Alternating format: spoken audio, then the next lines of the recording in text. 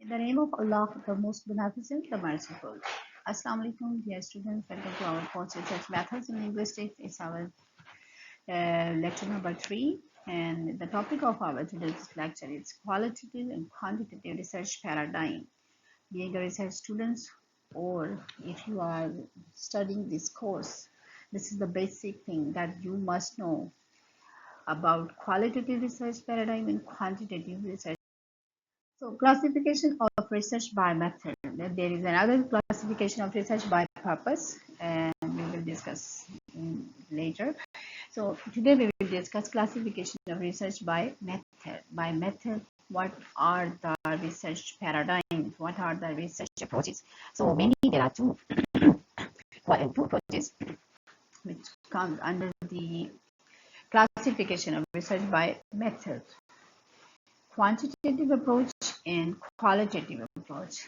Quantitative research approach are applied to describe current situation, investigate relations, and study cause-effect phenomena. There are three main things that we want to investigate through quantitative research.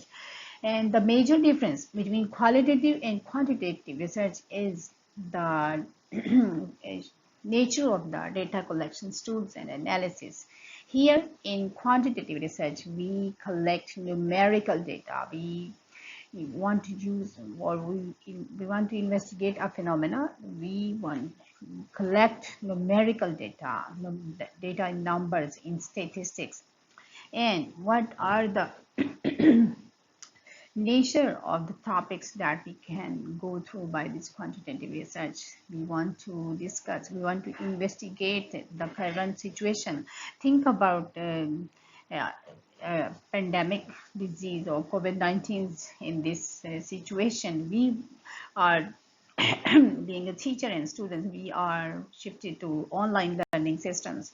So we want to investigate what are the effects of this online learning system, or what are the opinions, what are the attitudes of the teachers and students about this online learning system. We want to investigate, we want to probe, we want to know all these things. So we will collect numerical data, will send a questionnaire through online, or maybe we can go to to collect this survey. Physically we can interact with other people.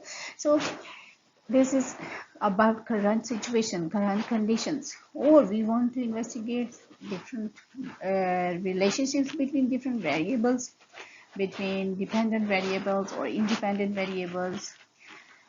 What are the effects, or what we can say, is there any relationship between parental education and learners' academic performance, if parents are educated, or what are the effects of their education related to their children's academic performance, whether they perform better or whether they are neutral, what we can say, they are normal in their studies, or whether they are slow learners. What are the causes, or what are the effects of this parental education on academic performance of the learner? So we will go through by this numerical data. And we want to study cause effect phenomena. Cause effect, what is the cause, what is the effect? So cause effect relationship, we want to know. One thing, or one variable will be cause, and the other will be effect. And we go through by experimental research.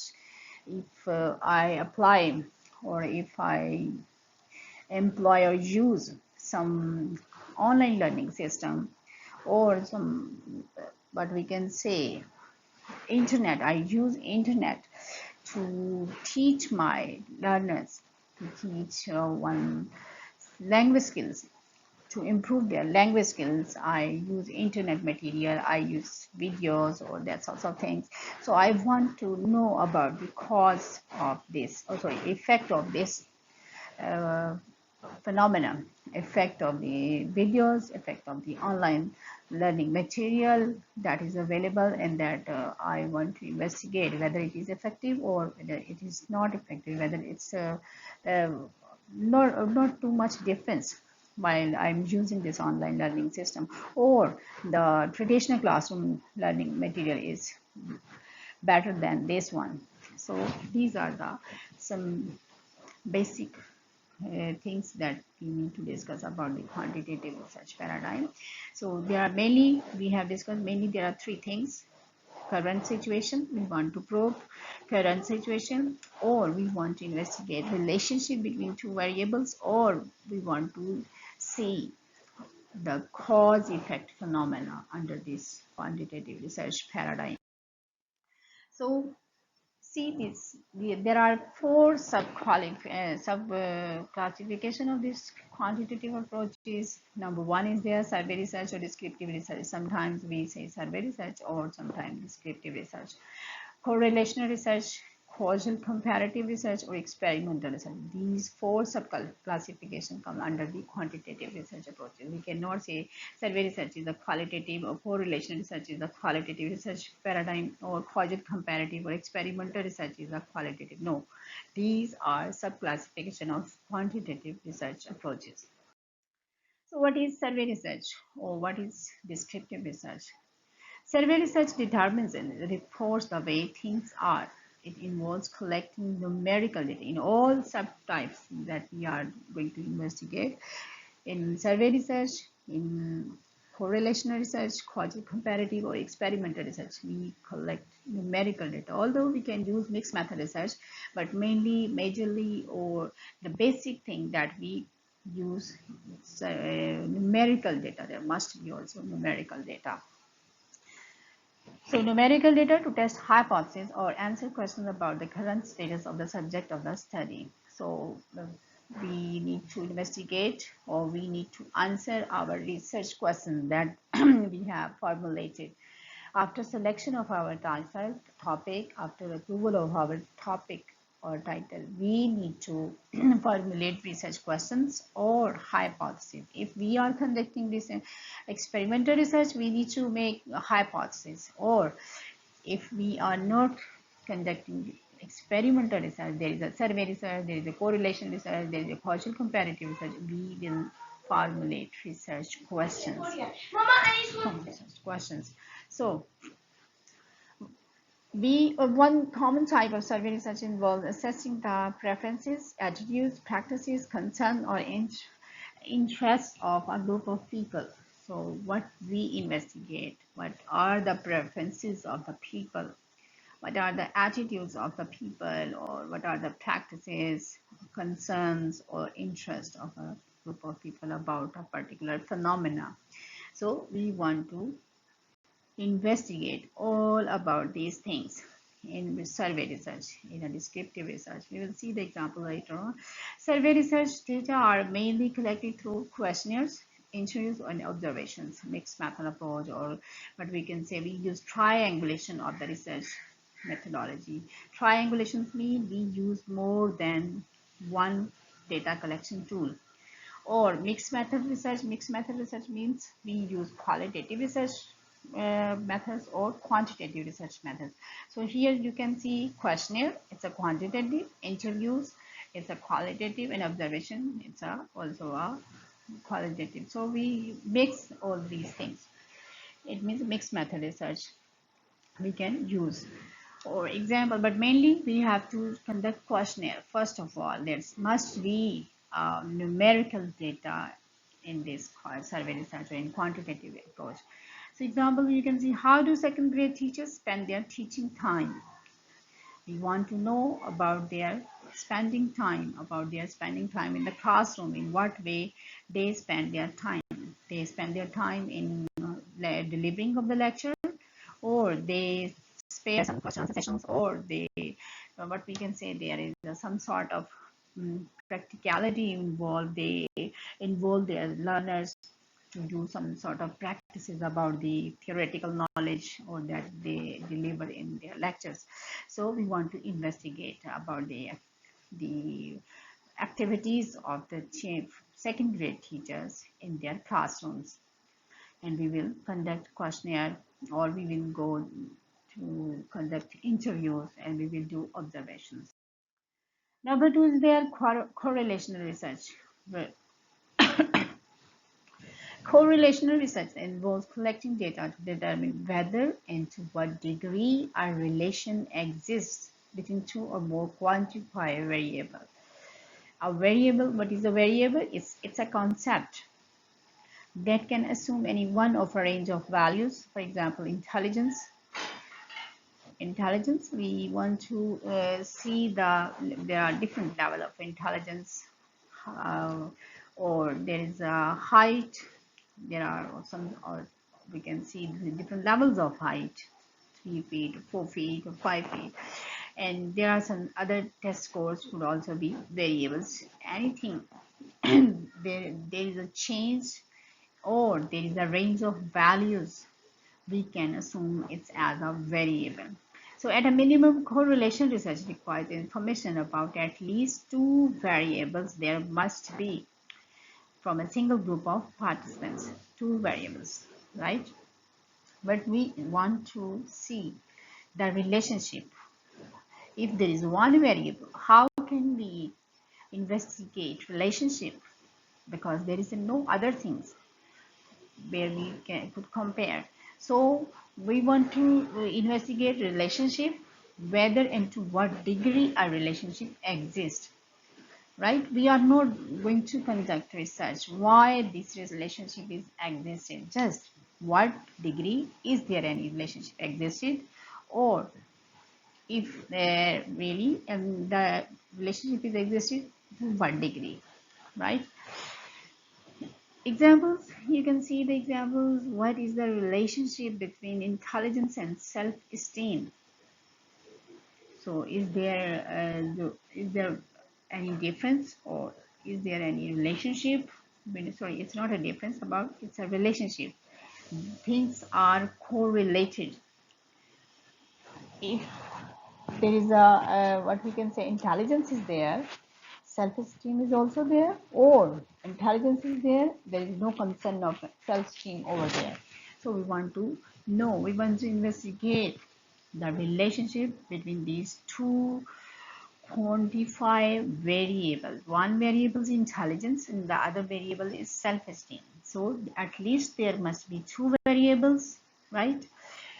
Or we want to know the relationship between two variables. It's called correlational research.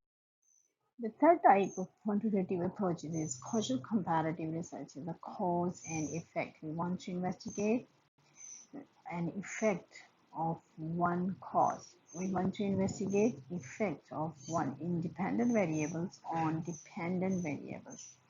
So what is independent variables? Independent variables is a phenomenon that brings change, and dependent variables mean the things that are changed because of some other phenomena, because of some other reasons are involved.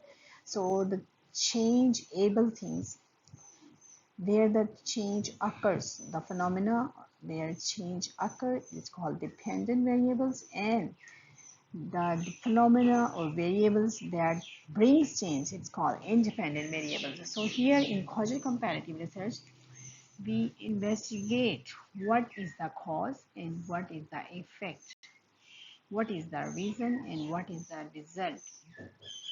We want to investigate, right? The change or difference in a behavior. It could also be a behavior. We want to change in the behavior of learners regarding learning.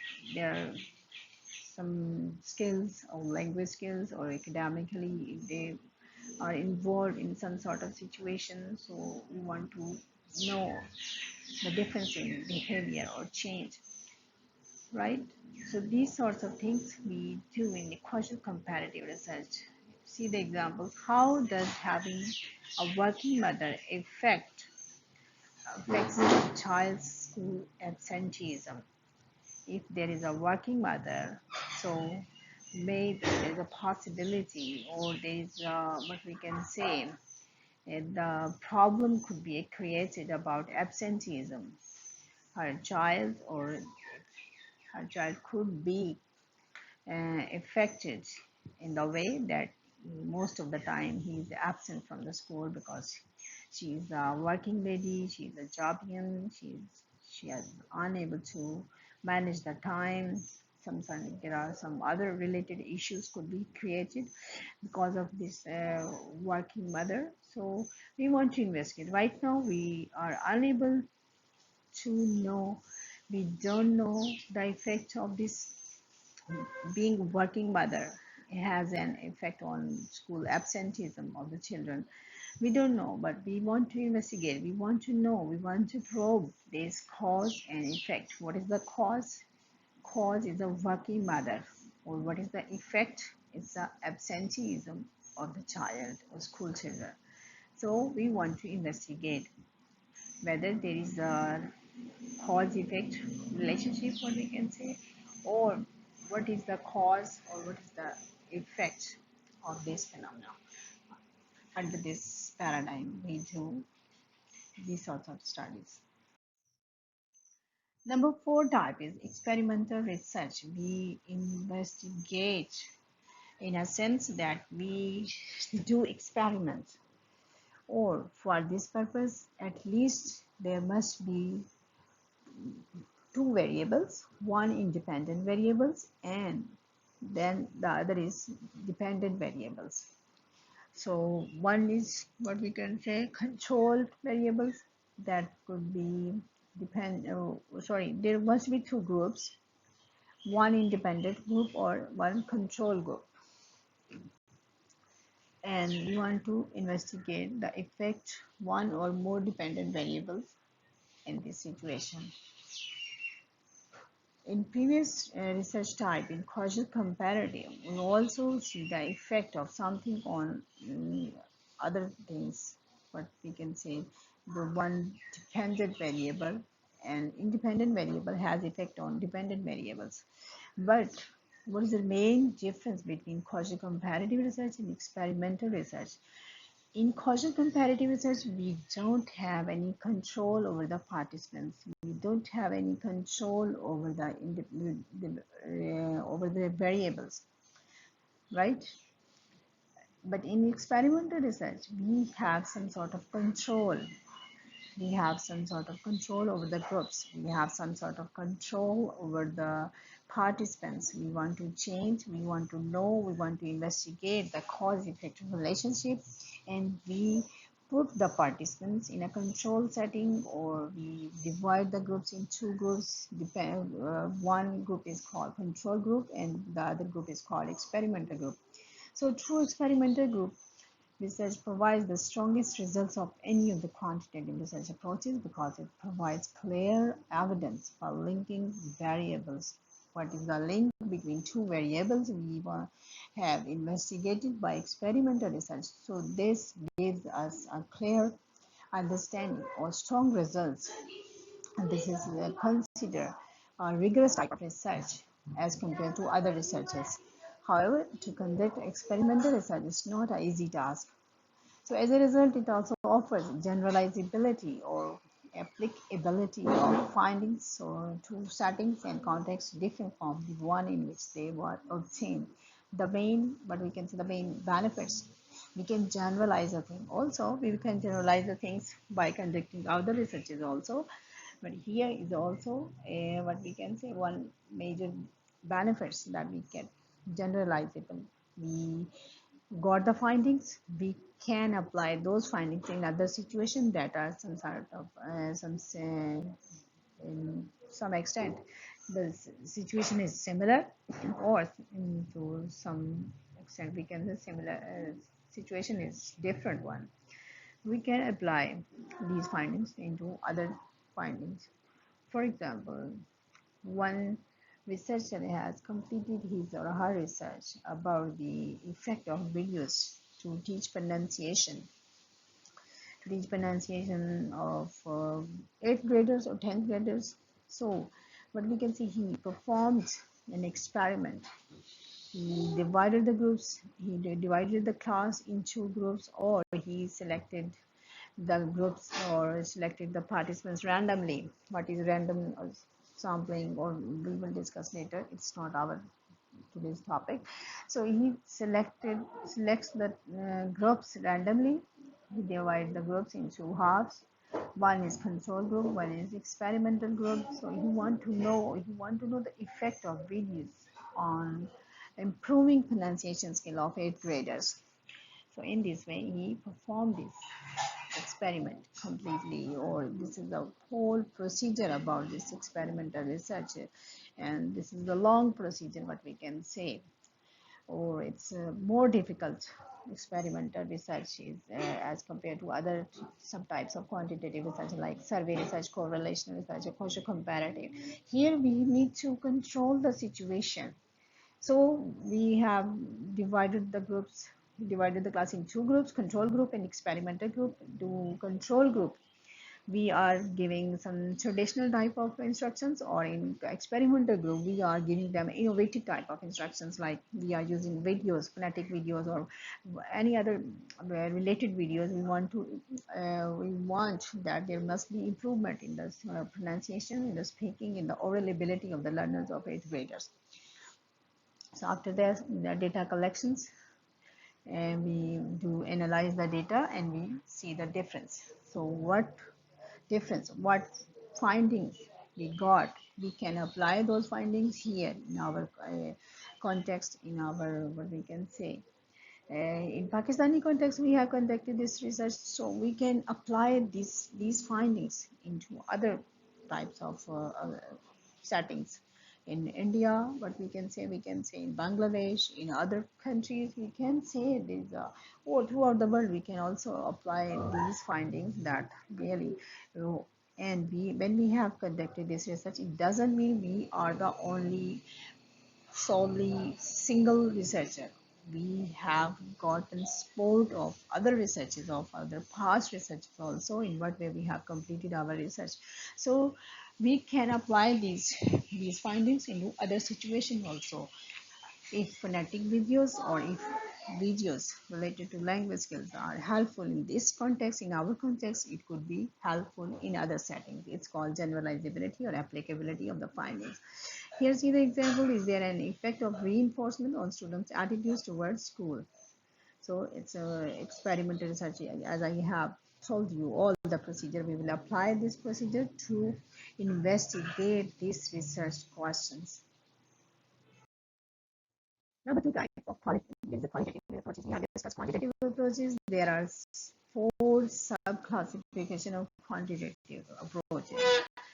For example, survey research, we have discussed survey research or descriptive research. We have discussed correlational research. We have discussed causal comparative research and experimental research. Four types we have discussed under the research paradigm of quantitative research. And in the main, what we can say, main point or main characteristics of this quantitative research, we collect numerical data. Here in qualitative research, we are not very concerned with numerical data, but we can say we can investigate. We are involved, we are indulged while conducting this research with the narrative data. The main difference between these two approaches is numerical data. In quantitative research, narrative data, statements, we use words, or we use graphs and other things to investigate our research questions. So qualitative research seeks to probe deeply into the research settings to obtain in-depth understanding about the way things are, why they are that way, and how the participants in the context perceive them. So here mainly we concerned with the why the things are, why in that way, or how, why and how. We investigate these two phenomena related to a particular topic, related to a particular area of investigation. So to achieve the detailed understandings, they see qualitative researchers must undertake sustained in-depth in context research that allows them to uncover subtle or less over personal understanding about a different phenomena, an in-depth understanding to that we use qualitative approaches. So here are some subtypes of qualitative research: narrative research, ethnographic research, historical research, or case study research. Narrative research, what is a narrative research? You see here, narrative research is a narration of experiences around the human being as they experience, as they do practice, as they have exposure, such sort of or such type of exposure they have. So narrative research is the study of how different humans experience the world around them. It involves a methodology that allows people to tell the stories of their storied lives, right? Narrative research means storied lives, the things that are described by the people in the shape of stories, in the form of stories, in the form of narrative data. So the researcher typically focuses on single person and gathers data by collecting stories about the person's life.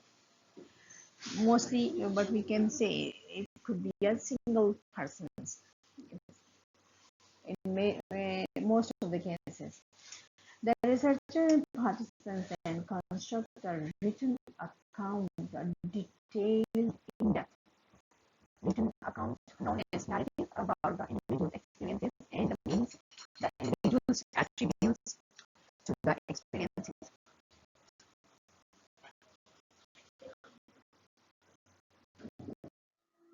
Another way to think of narrative research is that the narrative is the story of phenomena being investigated, and a narrative is also the method of inquiry being used by the researcher.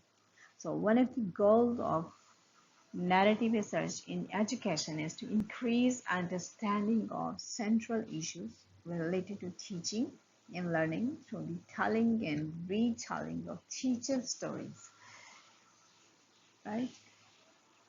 In educational, when we want to investigate some phenomena into what we can say educational point of view, our focus will be teachers, our focus will be students, our focus will be learning environment, classroom environment, and we will what we can say, we will go ahead by using different narratives that we have collected from different participants or from a single participant.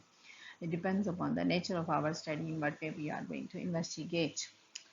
So here you can see the examples. Christy, an assistant professor of education, is really frustrated by what she perceives as a gender biased distribution of resources within the School of Education, SOE, School of Education.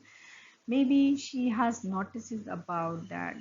She has noticed about that whenever she needs some sort of resources, she wants to use multimedia. She wants to use different, what we can say, or volume recorder or anything that is necessary or that is required for the for conducting a classroom. So she has noticed that if there is a male teacher or if there is a male professor, he is given those things on his demand without any delay. And if there is a female professor, female teacher, and they are not very cooperative in this way, and they most of the time they delete the things. So she has noticed these things, this phenomenon. So she wants to investigate about this gender biased distribution of the resources in the School of Education. So Christy shares her story with Winston. Who is Winston? A colleague and a researcher. So she shares her story, and a researcher wrote down or wrote down or made a detailed account of her whole story.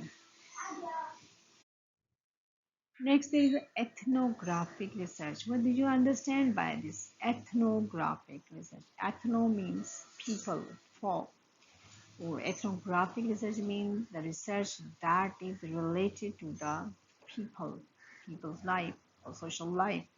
So ethnographic research or ethnography is the study of cultural patterns and perspectives of participants in their natural setting. So in there, the main two things that are involved in ethnographic research, that is study of cultural patterns, in what way different cultures manifest their lifestyles, different cultures. Even in a single country, there are different cultural patterns we can find out. For example, in Pakistan, there are Punjabi culture, there is the Sindhi culture, Balochi culture, or there are some other cultures that are on provincial basis. So different cultures, if we want to investigate what are their lifestyles, what are their behavior related to other things, or their social life, we want to investigate and begin a research. We go over there, we visit that place, we interact with those people, we investigate by ourselves in naturalistic setting as the settings are over there existed. Maybe we start living in their homes after getting some sort of familiarity, or maybe we go over there, we go, do frequent visit over there to find out the things about those cultural patterns. So ethnography focuses on a particular site or sites that provide the researchers within a context in which to study both the settings and the participants who inhabit it. So in the context, they involve the context in a naturalist setting. The participants are observed as they take part in the naturally occurring activities within the setting. So it's a human nature whenever a person knows about himself or herself that he or she is being observed by other persons. It's a human nature. He wants to change his behavior, he wants to change, he wants to bring change or want to make the situation idealized. And he wants to hide his or her shortcomings. If he or she has some sort of drawbacks in her personality, he wants to hide, he wants to conceal. Might other people see him or his or her drawbacks? So it's a human nature. But in this research, researcher tries to find out the things in which as actually they are existed. Now here I want to share an example. When I was doing my MPhil degree from Beacon House National University, one of our teacher, Kasra Sheikh, she told us about an incident about there was a researcher and she wanted to conduct this ethnographic research and she wanted to know about some cultural patterns, and she went over there in that particular community after getting some sort of familiarity with the people, and then people trusted started to take trust on uh, that researcher. They allowed her to enter in their homes, to stay over there, to eat together, or to perform some other activities together with the researcher. Say all were very happy. So although she informed them that I am going to observe you, I want to know about your cultural lifestyles. So after some times, she was so involved in that culture that she forgot about all research, and she got married over there and she started to live happily with those people. So don't do that. If you are going to conduct ethnographic research, be focused about your research and do the things that are very necessary and avoid unnecessary things. Another important thing about ethnographic research, here a researcher avoids making interpretations and drawing conclusions at early stage. He is involved in a lengthy process of investigating or collecting data. He doesn't make hasty conclusions in the start. He just collecting and collecting and collecting data, and there are some different layers, or there are some different ways of collecting data. Then there's a refinement, and another refinement, and then there is a near completion of the research. Then he or she drew conclusion about the finding. Instead, the researcher others studying slowly, learning how to become accepted by the participants and gaining rapport with them. So he doesn't make hasty conclusions. He go gradually. He goes with the procedure, uh, step by step, or he goes with the procedure. He tries to understand the people, the participants. He gets some sort of a relationship involves in rapid establishment of the rapport, right? So that people can trust on him or her, or they can give accurate data. They provide or supply accurate data related to that particular phenomenon. So there are some different layers or different ways in which our data is collected.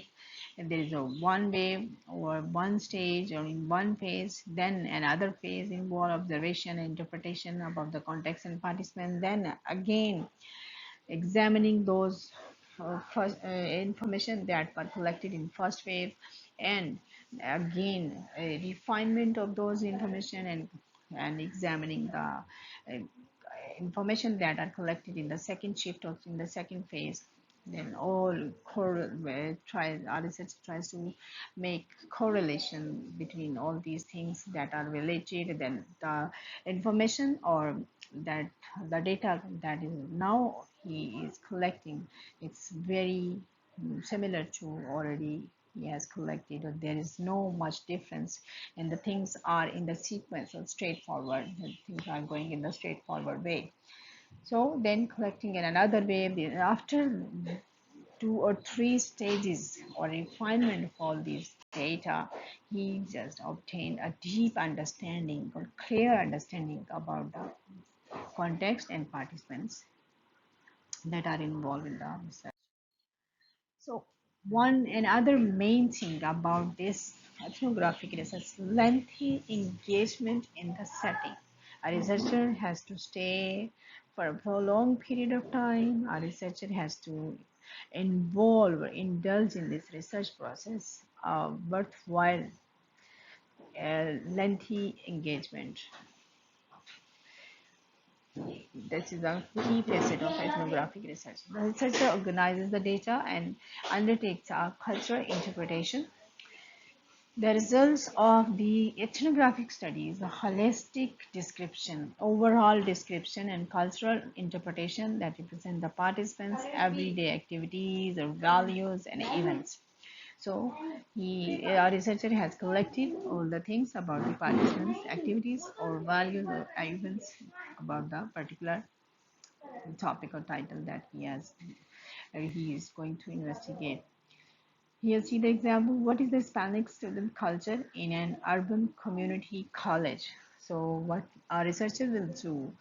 Definitely, he will visit that college. He will visit the students of those culture or Hispanic cultures, and he will spend some times. He will do observation. He will make what we can say. He will involve in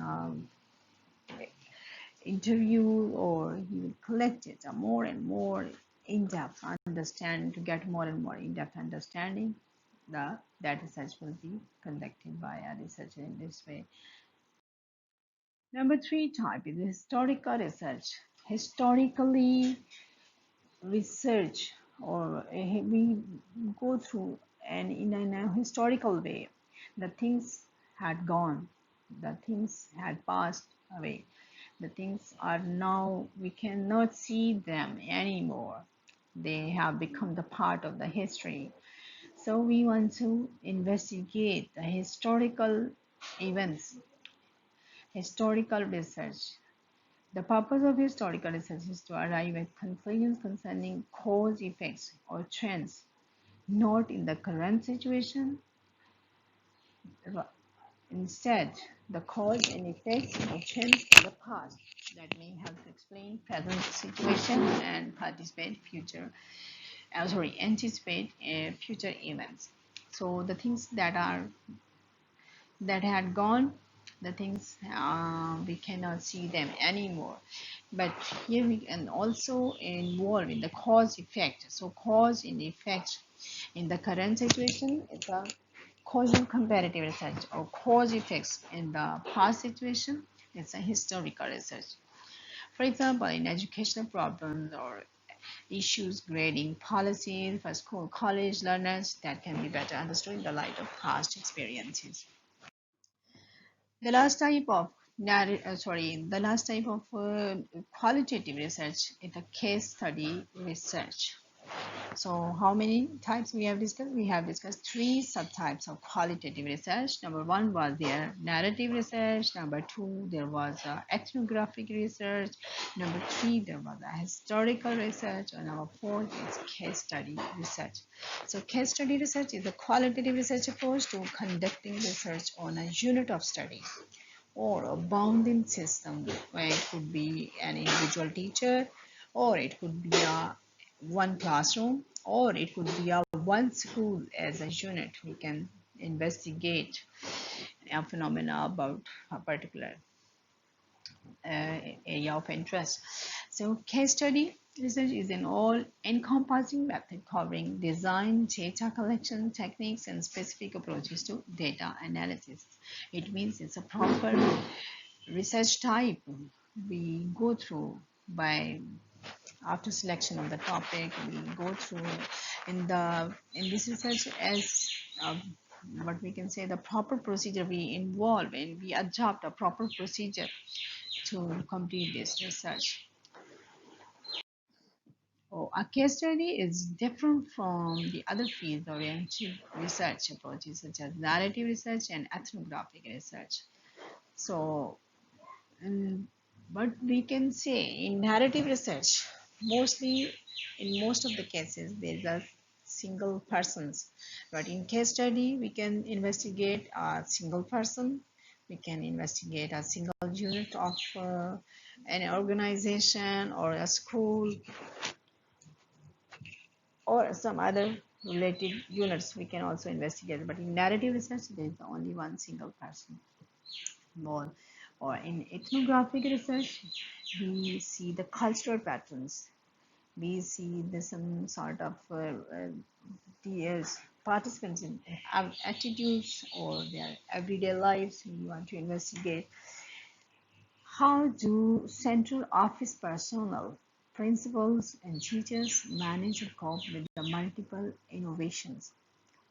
So here we want to investigate in the form of case study. So we can collect data, we analyze the data to perform this type of research. So what we will do in this, how do central office personnel, principals, and teachers manage to cope with the multiple innovations? So we can go for interviews with those people, or what we can see, we can observe them to collect data and to finalize our data to make conclusions about the research questions, or to what we can say about the hypotheses we have made.